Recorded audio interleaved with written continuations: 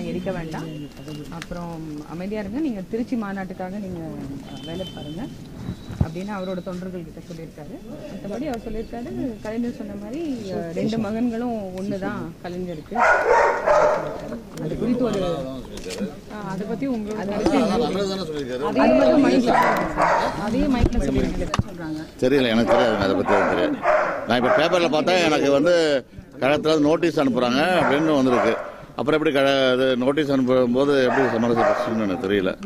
உங்க பிறந்த நாள் அன்னைக்கு நீங்க அடுத்த கட்ட நடவடிக்கை உங்க முடிவு என்னன்னு சொல்றீங்கன்னு சொல்லிருக்கீங்க.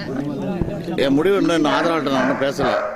இந்த கழக தொண்டரிடத்தில் நான் எந்த இதுவும் கலந்து கொள்ளவில்லை.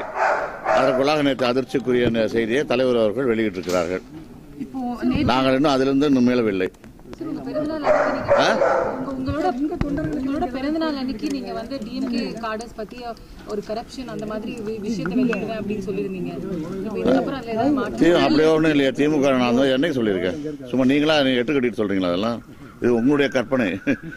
ஐயா, இப்போ நேற்று ஸ்டாலினுடைய தொண்டர்கள் சென்னையில நிறைய இடத்துல உங்களுடைய உருவ பொம்மையை எரிச்சிருக்காங்க. உங்களுடைய ஸ்டாலினுடைய தொண்டர்கள் நீங்க எப்படி சொல்றீங்க? எனக்கு தெரியல. அப்படின்னா எனக்கு பிறந்தநாள் அவங்க நேர்த்தியை கொண்டாட ஆரம்பிச்சாங்க அர்த்தம். என் தொண்டர்களுக்கு ஒன்றும் சொல்லலை. என் தொண்டர்கள் எப்போதும் எனக்கு பக்கபலமாக இருப்பார்கள். நான் வந்து எப்போதுமே நன்மையை செய்வேன், நியாயத்தை கேட்பேன் என்று என்னுடைய தொண்டர்களுக்கு நன்றாக தெரியும். ஐயா, பிரேமலதா விஜயகாந்த் இன்னைக்கு விழுப்புரத்தில் சொல்லியிருக்காங்க, இந்த மாதிரி இது எல்லாமே ஒரு நாடகம், கலைஞரும் அவரோட குடும்பம் சேர்ந்து போடுற நாடகம், ஏன்னா விஜயகாந்தை கூட்டணிக்குள்ள இழுக்க பாக்குறாங்க அப்படின்னு சொல்லியிருக்காங்க. இதுக்கு கருத்து சொல்ல விரும்பலமா? ரைட், நன்றி. சொல்லுங்க, என்ன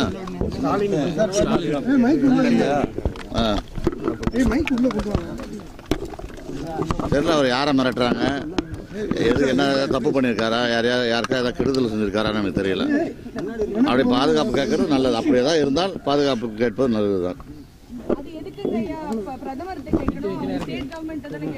இல்லை, அவர் ஏற்கனவே இசட் கேட்டகரியில் இருக்கார்ல, அதனால அதோட அதிகமான பாதுகாப்பு கேட்கிறாரு நினைக்கிறேன் கலைஞர்.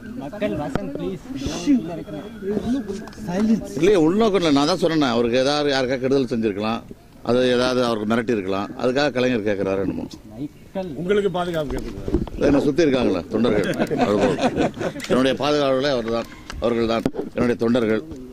நான் எந்த தப்பு செஞ்சாதான் நான் கேட்க போறேன்.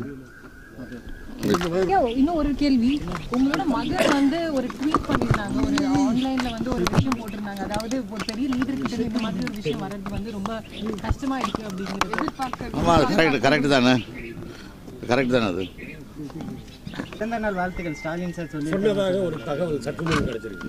தெரியலங்க, எனக்கு தெரியாது.